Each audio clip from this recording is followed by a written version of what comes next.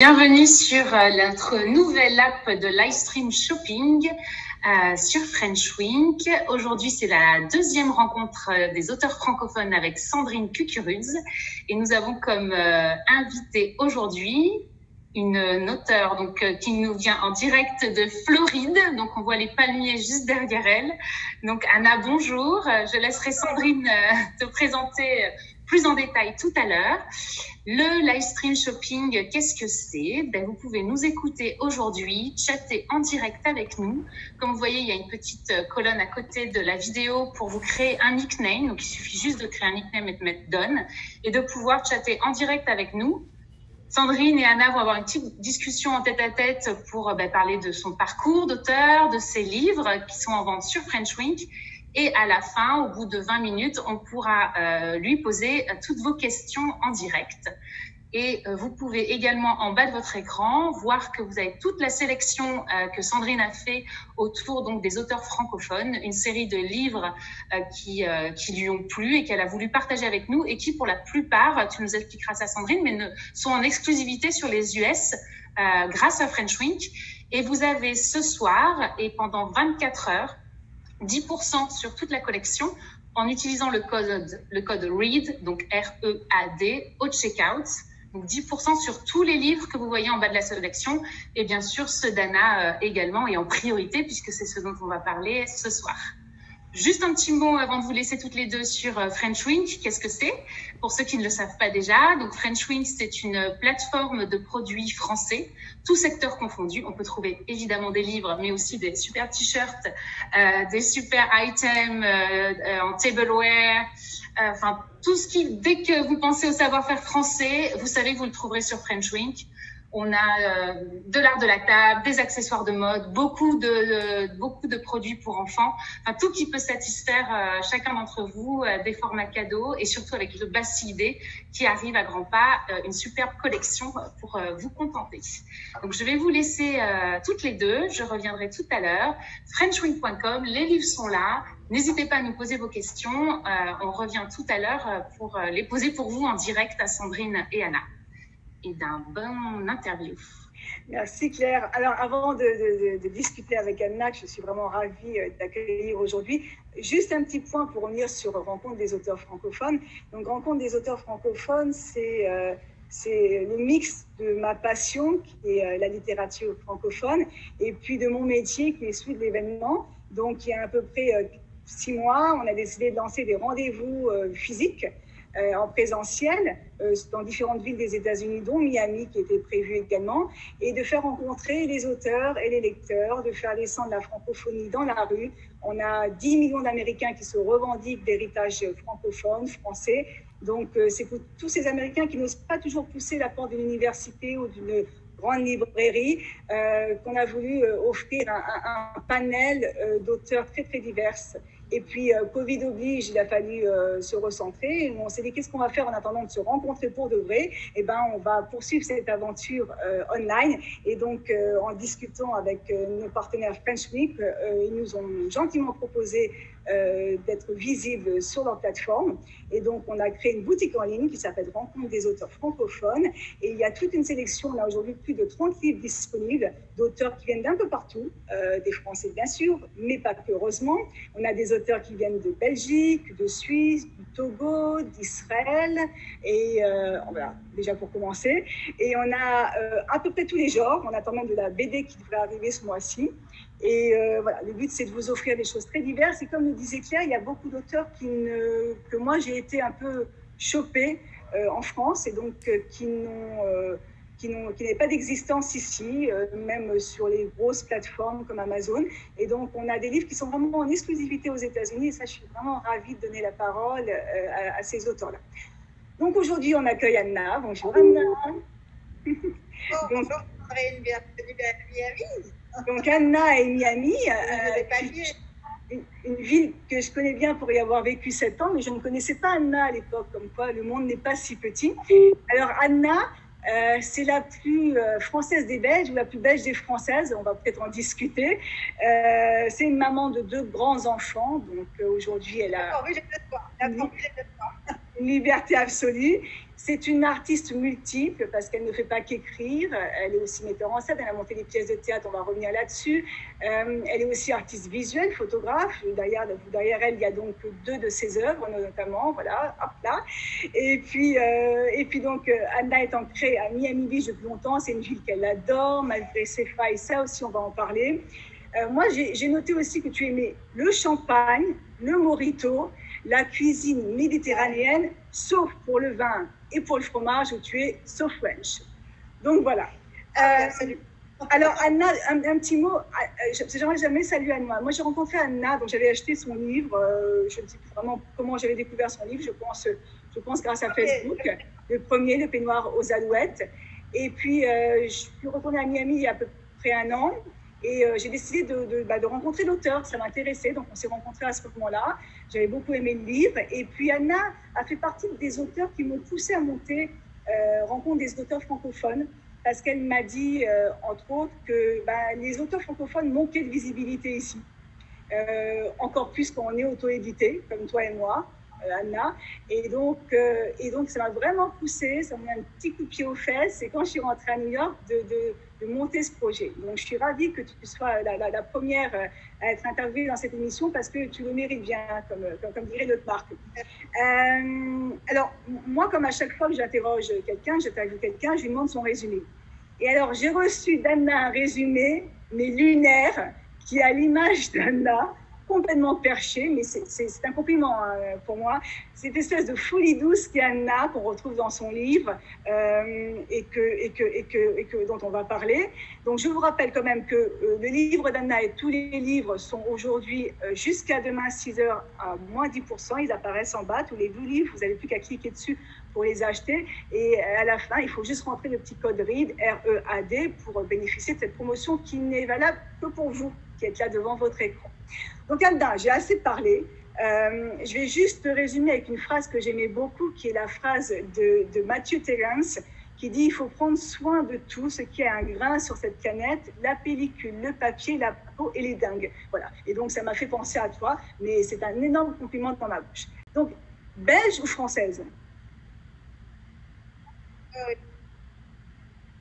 Alors, belge, j'ai la nationalité belge, mais d'une famille française et n'ayant jamais tout à fait coupé le lien avec la France. Et j'aime à dire que ma culture, c'est de la culture française.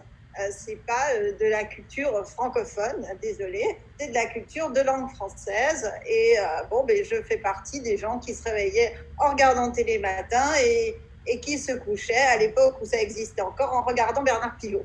Donc, effectivement, j'ai grandi dans cette culture-là et même si vous trouverez peut-être une petite pointe d'accent belge quand je m'exprime, mes références sont évidemment français, bien plus que belges. Mais je pense que de la Belgique, j'ai gardé un grand sens de l'autodérision et que ça se retrouve, comme tu le dis, dans mes écrits. Oui, d'ailleurs, pour parler 2 minutes d'Irma, c'est un livre extrêmement surprenant. Et c'est un livre qui casse certains codes, parce qu'au début, quand tu commences à lire les premières pages, tu as un style extrêmement parlé. Alors tu dis, tiens, c'est un style assez intéressant. Et alors finalement, c'est bien plus que ça, parce que tu joues avec les mots, tu joues avec les expressions. Et derrière chaque phrase, il faut trouver autre chose. Ça, tu vas un peu nous en parler. Et puis, c'est un livre avec plusieurs personnages, c'est 4 femmes. Et tu passes d'un personnage à l'autre toutes les 2 ou 3 pages. Et donc, si tu veux, au début, je me suis dit, mince, on va être perdu. Il y a 4 personnages. Chaque personnage a un enfant, un mari, un amant, quoi que. Et donc, je me suis dit, on va être perdu. Et pas du tout. Il n'y a pas un seul moment où on perd le fil de l'histoire. Donc ça, je veux vraiment te féliciter parce que je trouve que c'est un jeu d'écriture qui est assez difficile et tu l'as bien réussi. Alors, dans ce livre, on est donc Irma. C'est l'ouragan de 2017. Donc c'est Irma. Et Irma et 4 femmes qui ont décidé de ne pas quitter la ville, malgré le fait que les autorités ont obligé les habitants de Miami Beach à quitter la ville. Elles restent là. Et donc on va suivre ces 4 femmes qui ne vont pas se rencontrer, ou presque pas, je ne dévoile rien. Moi, ce qui m'a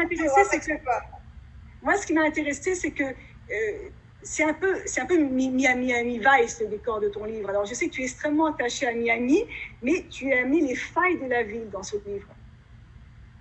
Tout à fait, mais en fait, je trouve que c'est vraiment ce qui est intéressant à Miami et particulièrement Miami Beach, que je considère un monde en soi, c'est que c'est vraiment une ville où tout est possible, le meilleur et le pire, et je dirais simultanément.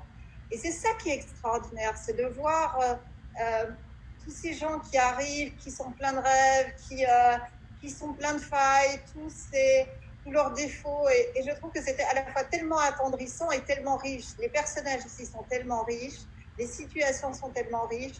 Donc c'est une jouissance permanente en réalité de vivre ici. Et ces failles qui énervent les autres, en réalité chez moi, elles provoquent une énorme empathie, un énorme attendrissement. Et je me dis, ouais, c'est trop bien, là, il faut en parler. Et effectivement, j'ai adopté le point de vue de quatre femmes. Donc, encore une fois, comme dans mon premier livre, je donne la parole à 4 personnages féminins, toutes très différentes les unes des autres.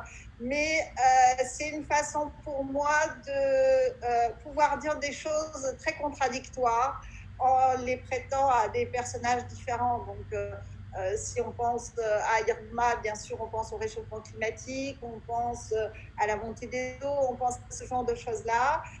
On pense aussi au fait pourquoi certaines personnes ont quitté ou ne peuvent pas quitter, parce que derrière cette apparence de vie de luxe, il y a beaucoup de gens qui ont des situations très difficiles, parfois extrêmement délicates.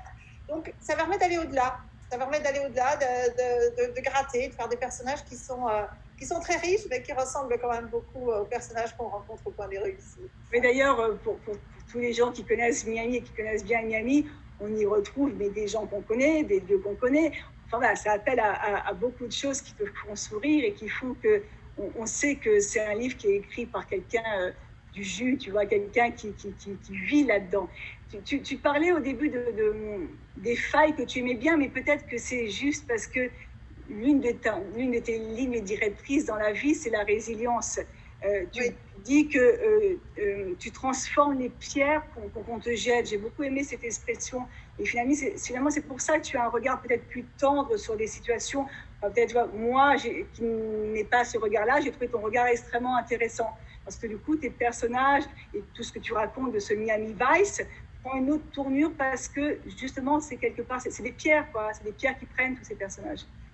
Oui, c'est-à-dire que ces pierres, comme tu le dis, ben, j'en fais des édifices, je les mets les unes sur les autres et j'en fais des murs, j'en fais des cathédrales, j'en fais des jolies choses. En tout cas, j'essaie d'en faire des jolies choses. Mais l'idée, c'est vraiment, si tu veux, d'aller au-delà de ce premier jugement, de dire, oh là là, qu'est-ce que c'est que cette personne, oh là là, comme les gens sont mal habillés ici, qu'elle manque de goût, il n'y a que des personnes intéressées, enfin voilà, tous ces clichés sur une vie très superficielle. Il y a moyen de gratter, d'aller au-delà, et je trouve que c'est vraiment très très chouette, quoi. Voilà, c'est très très chouette.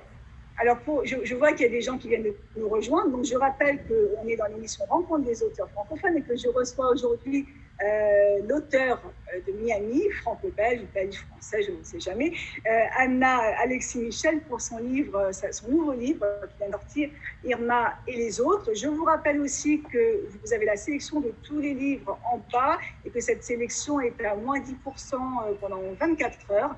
Pour vous, spectateurs, auditeurs de ce soir, il suffira de rentrer le code READ, R-E-A-D, quand vous êtes au moment du check-out. Donc profitez-en, on a plus de 30 livres de rencontres des auteurs francophones et il y en a pour tous les goûts. Alors moi, il y a un autre point, Anna, que je voulais soulever également, c'est ton combat féministe. Alors je ne sais pas si je dis féministe parce que c'est un côté combat que tu n'aimes pas. Tu es justement pas dans la bataille, tu as une autre façon de mettre la femme en valeur et tes femmes d'ailleurs sont extrêmement intéressantes parce que ce sont des femmes qui sont des femmes à part entière dans toute leur féminité, dans toute leur volonté d'exister. Alors est-ce que tu peux revenir peut-être sur cette notion de rendre sa place aux femmes, on va dire? Oui, en fait, moi, si tu veux, c'est pour ça qu'effectivement le mot féminisme n'est peut-être pas, en tout cas féministe, n'est peut-être pas le qualificatif que j'utiliserai à propos, mon objectif est vraiment de rendre la place au féminin, c'est-à-dire d'occuper l'espace artistique. Donc, par exemple, dans mes 2 livres et ma pièce de théâtre, j'ai 4 personnages féminins qui sont les personnages centraux. Si tu veux, l'idée, c'est qu'il y a tellement de choses qui sont faites d'un point de vue masculin ou qui donnent des rôles. On a vu comme il est difficile pour des femmes au-delà d'un certain âge d'obtenir des rôles titres, que ça soit au cinéma, que ça soit au théâtre, que ça soit dans toutes les formes de spectacle vivant. Donc moi, je trouve que ce qui est intéressant, c'est de donner des rôles de femmes, de parler d'un point de vue femme, de leur donner la parole, de faire parler des mères, alors pas des mères parfois exemplaires, de faire parler des amantes, des épouses, voilà, des amis, et que je trouve que c'est vachement intéressant. Et puis aussi, c'est ce que je fais dans l'art. Donc quand je fais de la photo, c'est sûr que j'adopte un point de vue je dirais, bienveillant à l'égard du féminin. C'est-à-dire que, par exemple, quand je fais de la photo de type mode, mes modèles, je ne vais jamais les faire poser comme ça, ou le petit cul en l'air, etc. Je trouve ça absolument abominable. C'est une image de la femme totalement dégradante. La bouche ouverte, jamais, jamais, jamais. Donc, chez moi, elles posent comme des reines. Et si je dois faire un clochard dans la rue en photo, là, c'est plus souvent malheureusement des hommes, eh ben, je vais le faire beau comme un dieu, je vais le faire comme un roi, je vais le faire comme s'il était sur un trône, sur son escalier, parce que ce qui est important pour moi, c'est de rendre leur dignité aux gens et de vraiment rendre la place, surtout au féminin. Et j'avais également fait un projet photographique dont tu as un petit exemple ici qui s'appelait le Meringue Project, où on utilisait une meringue de Sologne qui, à cause de sa forme, faisait penser à un sexe féminin. C'est un projet que j'avais fait photographier Jean-Michel Vosges. On avait fait toute une gamme de photos pour dénoncer, si tu veux, toutes les violences faites aux femmes, les excisions, toutes les choses terribles qui peuvent leur arriver. Mais c'était des photos qui sont d'une douceur à la fois extrêmement forte, avec très peu d'objets, c'est de la photographie conceptuelle, mais qui permettent d'ouvrir le dialogue, de parler des choses, tu vois. Et c'est un projet qui a été primé et qui a été exposé au Parlement européen. Donc voilà, l'idée, quelle que soit la dimension artistique dans laquelle je travaille, c'est de dire, eh là là, on va un petit peu parler des dames ici, et puis on va les pousser. Hein. Alors, il y a plein de choses à dire. Le temps passe. Et avant qu'on rentre dans les livres, il y a quelque chose qui m'a interpellée aussi, parce que c'est quelque chose auquel je crois beaucoup. Tu parles des traumas qui t'ont fait avancer en vie, le décès de ta maman quand tu étais jeune, mais surtout ton burn-out qui t'a fait complètement changer de monde. Hein. Il faut rappeler que tu as fait des études de droit à la base, tu as aussi fait des études de cinéma, tu as aussi des études chez Sotheby's en l'art, tu as fait beaucoup de choses. Et finalement, aujourd'hui, tu as une vie qui n'est pas celle, qui est ta seconde vie. Moi, je pousse toujours les gens à avoir une seconde vie. Donc un petit point peut-être, en quoi cette seconde vie t'a permis de te refaire, de te renouveler, cette nouvelle Anna?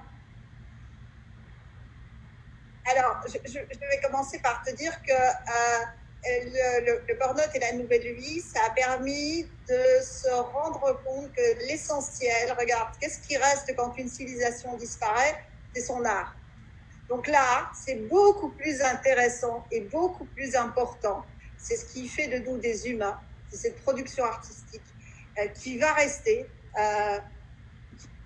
pour des siècles, qui va rester pour des millénaires, ou pas, hein, mais qui va rester. Et donc ça, c'est vraiment quelque chose d'essentiel. Le reste, gratter du papier pour gratter du papier, remplir des formulaires pour remplir des formulaires, ben, un jour, ils vont finir à la poubelle. Donc, l'art, c'est quand même quelque chose d'essentiel, et je pense qu'il faut redonner la place à l'art et aux artistes et pas les faire passer en dernier lieu. C'est vraiment quelque chose d'essentiel. Maintenant, je dirais que oui, c'est une deuxième vie. Le burn-out, et à la fois, ce n'en est pas une. Parce que j'estime que le décès de ma maman, qui est malheureusement survenu quand j'avais 5 ans et demi, m'a mis quelque part entre parenthèses au niveau de qui j'étais vraiment, parce que j'étais quelqu'un qui, très jeune, dessinait, écrivait beaucoup. Et je suis rentrée dans un parcours qui est plus un parcours de loyauté familiale, de qu'est-ce qu'on attendait de moi, plutôt que de faire ma propre route. Et il a fallu ce burn-out pour que je reprenne la gamine que j'étais, si tu veux, que je reprenne mes créations, que je reprenne mes poèmes et que je dise, bon ben voilà, on efface ce qui ne va pas, on sèche les larmes et on se bouge le cul et en avant, on y va. Voilà. Alors, on va attaquer Irma quand même, Irma et les autres. Donc, je rappelle que pour les gens qui viennent d'arriver que Irma et les autres, tous les livres, que ce soit les 2 livres de Anna ou tous les livres qui sont dans la rubrique rencontre des auteurs francophones sur la plateforme French Week, sont à moins 10% ce soir avec le code READ, R-E-A-D, au moment où vous faites le petit check-out. Donc, voilà, vous savez tout. Donc, Irma et les autres, c'est ton roman qui est sorti cette année. Donc, c'est ton actualité. Irma, c'est l'ouragan. Et pour ceux qui connaissent un peu la vie des ouragans, l'ouragan, c'est quelque chose qu'on t'annonce de façon terrible. Alors, il y a eu des ouragans qui ont frappé, effectivement, mais qu'on t'annonce de façon terrible. Ta vie change en 24 heures. Tu rentres dans une atmosphère de fin du monde, de guerre. Et donc, et 9 fois sur 10, ça ne frappe pas. Et tu te dis tout ça pour ça. Irma donc, était attendue comme un des plus gros ouragans en 2017 avec une force 5, qui est la force maximale des ouragans. Et donc, tu as tes personnages, 4 femmes qui ont dit, nous, on ne part pas. Alors, ma première question, c'est pourquoi tu as eu envie d'écrire sur Irma? Est-ce que tu as commencé à l'écrire juste après Irma? Comment le processus s'est mis en marche? Écoute, figure-toi que moi, j'étais ici pendant Irma, donc je ne suis pas partie. Donc, j'aurais pu être une de ces 4 femmes. Je ne suis pas partie. Je devais avoir une série de représentations du Peignoir aux Alouettes qui était programmée au mois de septembre au Fillmore Theatre. Et évidemment, ça a été annulé. Mais moi, j'étais là, j'étais prête à monter ma 2e saison de ma pièce. Et donc, si tu veux, je suis restée chez moi. Et ce qui était assez incroyable, c'était cette période entre le moment du début de l'évacuation, c'est-à-dire où on voit les gens évacuer des bureaux, etc., et il ne se passe rien. Il ne se passe absolument rien. Mais il pourrait se passer quelque chose. Et il faut tout rentrer. Et il faut penser à avoir des provisions. Et il faut penser à mettre tout en place. Et enfin, il y a une espèce d'effervescence au milieu d'un ciel qui reste bleu-azur, un temps qui est merveilleux. Petit à petit, il y a de la pluie. Et finalement, l'ouragan arrive. Alors, pourquoi tu as eu envie d'écrire sur Irma? Et quand tu as commencé à écrire sur Irma? Parce que là, c'est 2017, ce livre est sorti cette année. Donc, c'est quoi? Tu t'y es mis à 6 mois en disant, tiens, si j'écrivais sur Irma, ou après Irma, tu as envie d'écrire dessus? Donc, j'ai pris des notes pendant Irma parce que j'étais bloquée dans mon appartement. Et alors, je regardais, tu vois, les tours autour de moi et je vois les lumières s'éteindre, se rallumer. Quelqu'un, effectivement, avait mis une liste avec les noms des personnes dans l'immeuble, dans mon hall, etc. Donc, il y avait des détails qu'on retrouve dans le livre et qui étaient des choses que j'ai vécues. Et je gambergeais, tu vois, pendant cet ouragan, je prenais des notes. En plus, j'étais éloignée de mon chéri qui était dans un autre bâtiment, donc je me demandais, tiens, qu'est-ce qui se passe? Ouais, tu réfléchis, j'espère que tout va bien. Puis à un moment, tu vois l'ouragan, pouf, tu vois la dans laquelle il est qui s'éteint brutalement. Donc tu te dis, oulala, il n'y a plus d'électricité, il n'y a plus Internet. Moi non plus, à un moment, j'ai plus d'Internet. Et voilà, tu réfléchis, tu penses à ces gens qui sont coincés dans ces bâtiments. Et tu te dis, mais pourquoi ils sont là? Alors, justement, ces 4 femmes qui sont coincées, plus leur chéri, plus des invités de passage, plus plein de choses. Est-ce que, moi, c'est toujours ce que je demande à un auteur, est-ce qu'ils existent ou est-ce qu'ils ont été... est-ce que c'est des personnages existants qui t'ont fortement inspiré pour dessiner le profil de ces personnages? Alors, il y a certainement des personnages que j'aime beaucoup ici à Miami et qui m'inspirent, ça c'est certain. Quant à dire que c'est leur histoire, certainement pas, parce que ce sont des traits ou des expressions. Et c'est vrai que quand j'écris, je me mets un petit peu à la place du personnage que je décris et que je vais parler. Et j'imagine un peu comment est-ce que cette personne réagirait si on lui disait ça ou si on lui disait ça, etc. Donc c'est vrai que j'ai souvent des personnages en tête qui sont des sublimations de gens qui appartiennent au monde réel. Voilà, des sublimations. Mais auxquelles je prête des caractères et des dialogues qui ne sont sans doute pas les leurs. Et puis, c'est souvent des mixtes, ouais, des mixtes Alors, de différents caractères. Moi, je dois dire en toute honnêteté que je me suis vraiment régalée à la lecture de ce livre qui avait été sélectionné par le comité. Je l'ai lu en quelques heures. C'est difficile de le lâcher quand on le commence. Donc, voilà, je vous pousse à rentrer dans l'univers d'Anna. Alors, as-tu compris pourquoi c'est les autres? Est-ce que j'ai compris pourquoi c'est les autres?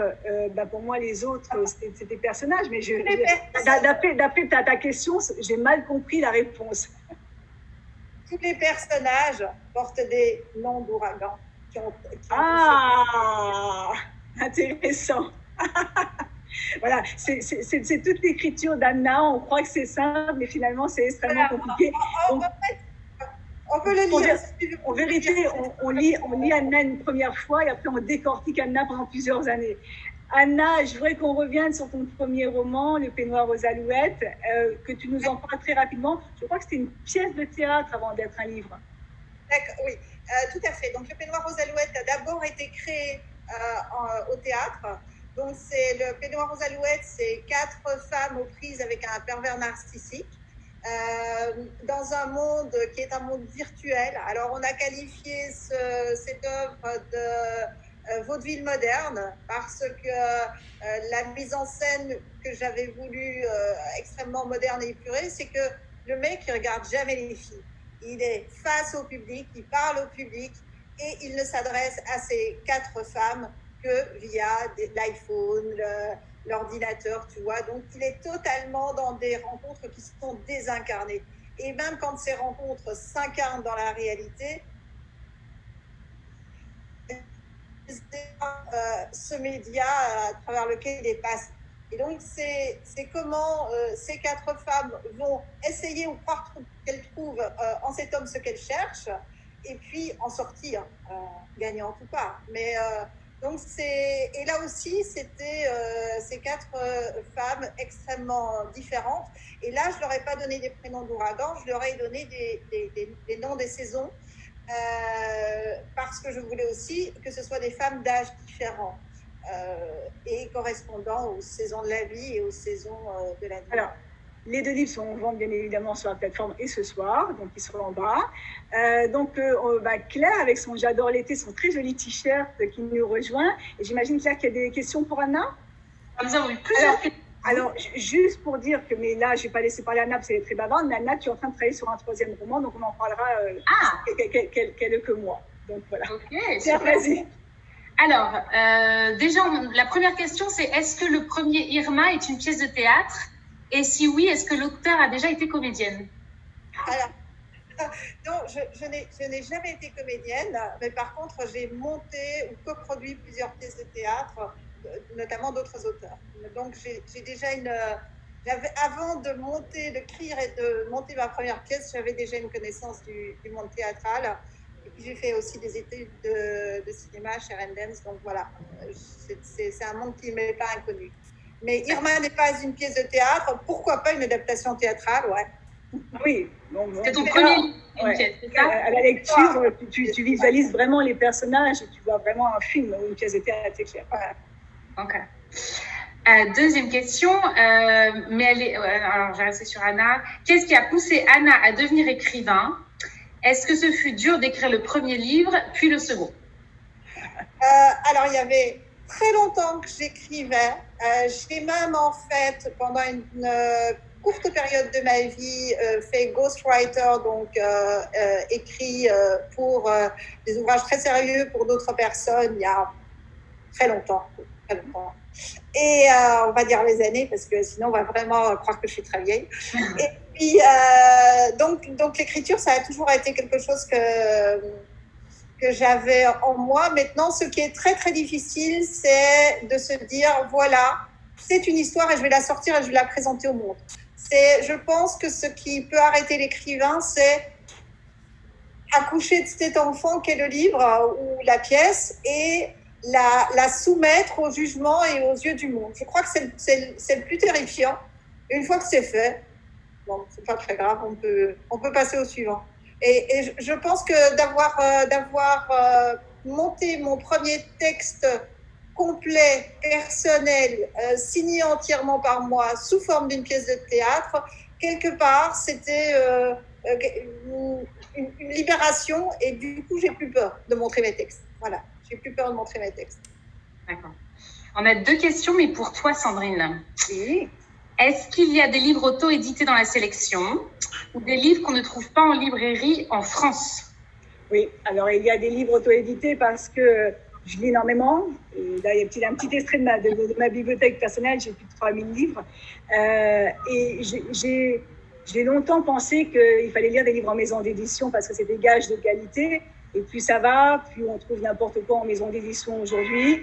Et du coup, quand moi, j'ai voulu partir avec mon premier livre en maison d'édition et que j'ai rencontré un monde un peu fermé, j'ai tenté l'auto-édition. Et en tentant l'auto-édition, en ayant le succès que j'ai eu, qui a un joli succès d'après mes amis libraires, je me suis intéressée à l'auto-édition. Et je veux dire, aujourd'hui, en auto-édition, il y a des choses extraordinaires qui sont parfois bien supérieures à ce qu'on trouve en librairie. Et il y a plein d'auteurs qui sont en maison d'édition qui en sortent pour partir en auto-édition. D'ailleurs, il y a un des livres que je vais vous présenter ce soir après, d'un auteur qui a édité 13 livres dans les plus grandes maisons d'édition françaises. Donc voilà, il y a un nouveau mood qui est cette espèce de liberté qu'ont envie d'avoir les auteurs. Alors bien sûr, on trouve de tout, hein, mais les livres qui sont en auto-édition que j'ai sélectionnés dans Rencontre des auteurs francophones sont vraiment des livres géniaux. Oui, parce qu'en fait, Sandrine, tu es auteur aussi, et auteur de 2 romans que j'ai adoré personnellement, La valise à Rose et mon préféré vraiment, ton deuxième, L'atelier au fond de la cour, qui m'a vraiment fait voyager. Enfin, tu le sais, je l'ai écrit. Lisez les reviews sur French Wink, vous verrez. Je me suis confiée. Une autre question qu'on a eue, c'est comment tu as parlé de comité de sélection tout à l'heure. Quels sont les critères en fait? Alors, je vais te dire, les critères du comité sont assez exigeants. C'est les lecteurs sont des lecteurs qui lisent beaucoup, qui lisent un peu de tout, parce que voilà, on n'a pas tous les mêmes goûts. Et les livres doivent être bien écrits, dans un joli français, et doivent raconter une histoire. Parce que c'est pas parce qu'on écrit bien qu'on sait raconter une histoire, et c'est pas parce qu'on sait raconter des histoires qu'on écrit bien. Donc, ça doit être, le livre doit être ça, doit être un espèce, on entend parler, un espèce de voyage. Et pour que le voyage soit réussi, il faut que le phrasé soit joli et t'emmène d'une page à l'autre. Et il faut que l'histoire te tienne en alerte et te donne envie de le finir. Donc, ces auteurs qui sont sur Rencontre des auteurs francophones, est-ce qu'on peut les trouver, par exemple, tous en librairie en France? Non. C'est vraiment une exclusivité. Alors, il y a 2 choses en termes d'exclusivité. Il y a des auteurs qu'on ne trouve pas en librairie en France. J'ai un chien qui aime la littérature francophone, apparemment. Et il y a aussi les auteurs qui sont en librairie ou pas en France et qui ne sont pas du tout diffusés aux États-Unis. Donc, j'ai fait venir des livres en des auteurs de façon virtuelle. Donc, des livres qui viennent pas que de France. Hein. J'ai des livres qui viennent... j'ai un auteur dont on va parler ce soir qui vit aujourd'hui à Tel Aviv en Israël. Les livres sont venus de Tel Aviv pour vous les soumettre aujourd'hui. J'ai des livres qui vont venir de Suisse aussi. Donc, voilà. Les livres viennent un peu partout pour permettre aux amateurs de la littérature française et de la langue française de trouver leur bonheur avec un choix qu'ils n'ont pas toujours ici. Voilà. Ok. Donc, avant de te redonner la parole et puis conclure, pour ceux qui sont arrivés en cours de route, donc les livres, notamment ceux d'Anna, donc Irma et les autres, et Le peignoir aux alouettes, sont disponibles sous votre écran à 10% pendant 24 heures avec le code READ, donc R-E-A-D. C'est, comme on vient de l'expliquer, une exclusivité pour vous aux États-Unis de pouvoir accéder à ces livres et à cette sélection. On avait la chance donc ce soir d'avoir avec nous Anna qui nous a fait un petit peu découvrir le behind the scene de toutes ces pages. Donc, je te redonne la parole, Sandrine, pour finaliser. Alors juste, vous parlez de 4 livres, puisqu'il y a Il y a des sélections toutes les semaines. Hein. Donc, si vous allez sur French Week, rencontre des auteurs francophones, vous verrez que toutes les semaines, il y a des nouveaux livres. Donc, je vais vous parler de 4 livres qui sont rentrés cette semaine. Le premier, c'est Bande de Français de Marco Coscas. Ce livre-là, il a été mis en sélection pour le prix Renaudot. Et il a fait un scandale, peut-être que vous en avez entendu parler, parce qu'il a été éliminé de la sélection parce que c'est un livre auto-édité et que les libraires et la profession se sont élevés qu'il y ait un livre auto-édité qui puisse éventuellement gagner le Renaudot. Donc voilà, Marco Coscas, c'est un auteur qui a écrit 14 livres, qui étaient dans les plus grosses maisons, Fayard, etc. Vous lirez son histoire. Et donc, il a décidé de partir en auto-édition parce qu'il en a eu assez. Et donc, ça lui a plutôt bien réussi. Il a eu des articles partout. Ce livre s'est extrêmement bien vendu. Je ne crois pas qu'il soit disponible aux États-Unis, si ce n'est sur la plateforme. Donc, n'hésitez pas. C'est une intrigue policière. C'est sur fond de vie quotidienne à Tel Aviv, de Français qui sont partis de France pour vivre une nouvelle vie. Donc, on en parlait, de vivre des nouvelles vies. Et donc, au travers de ces personnages, on va suivre une intrigue policière et essayer de démêler ce qui se passe. Après, très vite, Jeff, Ombre et Lumière, c'est aussi un peu un policier. C'est un livre intéressant d'un auteur français, cette fois-ci. Alors, celui-là, il est introuvable ici. Donc, Jeff, c'est beaucoup de drames dans sa vie. C'est l'attentat de 97 en Égypte. Après, c'est sa rencontre avec une femme de la banlieue qui a vécu des choses difficiles et qui va le sortir, qui va lui sauver la vie, et qui va aussi le ramener vers toute une vie de vieux démons, de pègres, de mafia, etc. Donc, c'est un livre assez intéressant aussi à lire. Celui-là, c'est un coup de cœur assez personnel. C'est un livre, on ne voit pas très bien, c'est Mémoires du Caire et c'est Souvenirs d'enfance d'un grand-père juif d'Égypte. Et j'ai adoré ce petit livre parce que Ronald Sicuret, qui vit en Suisse après son départ d'Égypte en 1956, écrit comme parler ces Occidentaux d'Égypte. Avec, on sent l'accent, on sent les phrases. Donc parfois, c'est une écriture qui nous surprend un peu. Mais c'est une jolie écriture. C'est un grand-père qui veut laisser un témoignage sur tous ces gens qui sont partis du pays où ils ne pensaient jamais partir, qui sont partis de force. Il y en a dans le monde entier. Et c'est des communautés qui n'existent plus bien souvent. Et donc, voilà, c'est un très joli témoignage. Et puis, on a rentré pour la première fois un livre fantastique. C'est pas, alors voilà, pour le coup, voilà, des livres que je ne lis absolument pas, donc qui a été sélectionné par le comité. C'est un roman jeune adulte, comme on les appelle. Grégoire, qui a écrit ce livre, vient d'avoir pas mal d'articles dans la presse. Il vient de le sortir, vraiment, c'est tout nouveau. Il est sorti, je crois, il y a 15 jours. C'est un garçon du Sud, il y a eu des articles dans la presse du Sud notamment. Il vient d'écoles de commerce, de banque, il avait une histoire très particulière, mais c'est aussi un garçon qui a toujours beaucoup voyagé. Et donc, à 30 ans, après avoir parcouru un peu le monde, il a décidé de se mettre à l'écriture. Et c'est un roman de fantasy, comme si un peu le monde du Moyen-Âge se transposait dans la jungle autour de l'île Maurice, de ces îles, etc. Donc, moi qui ne suis pas du tout roman fantasy, c'est bien écrit. Donc, voilà pourquoi il m'a plu aussi. Tu le recommandes pour les adolescents, par exemple? Les adolescents, c'est vraiment un livre pour les adolescents et les jeunes. On va le mettre dans notre collection. Oui, okay. Vraiment. C'est un livre bien écrit, donc je suis contente que les adolescents lisent des choses bien écrites parce que ce genre de livre, et c'est pour ça que je mets rarement un œil dessus, c'est souvent pas très bien écrit. Là, il y a vraiment une belle plume, donc ça vaut vraiment le coup de découvrir ce livre. Donc voilà, les 4 petits livres de la semaine. Ok. Qui sont aussi à moins 10% ce soir jusqu'à demain avec le code READ, R-E-A-D, n'est-ce pas? Donc voilà, moi je vous retrouve dans 15 jours avec un nouvel auteur, je ne vous dis pas qui, il faudra suivre un peu les réseaux sociaux pour découvrir qui sera mon invité de la prochaine quinzaine. Bon merci à toutes les deux. Anna, merci beaucoup. Est-ce que tu veux nous dire quelque chose, peut-être nous révéler le sujet de ton 3e livre? Est-ce que tu t'y autorises? Alors, bien sûr, alors je vous dis déjà le titre, c'est Les palmiers de décompression. Pas de paliers de décompression, les palmiers de décompression. C'est Anna. Ça se passe évidemment sous les palmiers et on va décompresser. Ok. Donc si on repart à Miami, moi je remets mon chapeau. C'est ça. Merci à toutes les deux. Merci à tous de nous avoir suivis ce soir. Donc vous étiez sur l'app de French Week Livestream Shopping. Vous pouvez donc shopper en direct, en live. Le code qu'on vous a révélé ce soir ne sera pas transmis sur les réseaux sociaux, donc il est vraiment exclusivement pour vous et valable 24 heures avec le code READ, donc R-E-A-D, au checkout sur la sélection des livres et notamment évidemment ceux d'Anna Irma et les autres et le peignoir aux alouettes. Merci. Excuse-moi, juste une petite question. Oui. Pour les gens qui habitent New York, ils peuvent venir chercher leur livre directement à la boutique, donc sans avoir les frais d'expédition, etc. par exemple. En fait, il faut qu'ils order online et pick up at the store. Ils choisissent l'option check-out, donc on va mettre tout ça en place. Ouais. Super. Merci à tous. Très bonne soirée. À bientôt. À bientôt. Au revoir, au revoir. C'est top. Alors.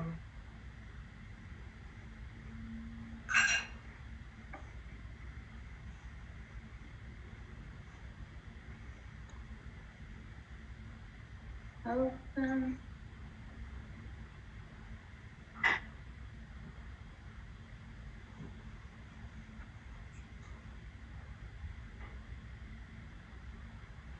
Toujours en direct, hein, on peut peut-être chanter une chanson. Là, elle ne veut pas nous laisser partir. Non, mais Claire, alors tu peux peut-être dire quand même que ton superbe t-shirt, dont je t'ai dit qu'il était génial, c'est le t-shirt de la collection French Week, c'est ça? Oui, c'est la collection French Week. C'est une créatrice qui est sur New York, qui l'a fait spécialement pour nous. Et donc, on est ravis. Et en plus, je suis très contente parce que c'est une phrase que j'ai toujours dit. Et mes amis très chers savent très bien que ça me ressemble. Donc, j'adore l'été. Voilà, c'était un petit private joke que je voulais partager avec avec la French Wing Family. Hop. Voilà, ça y est, je crois que je vais pouvoir vous dire au revoir à tous. Merci beaucoup.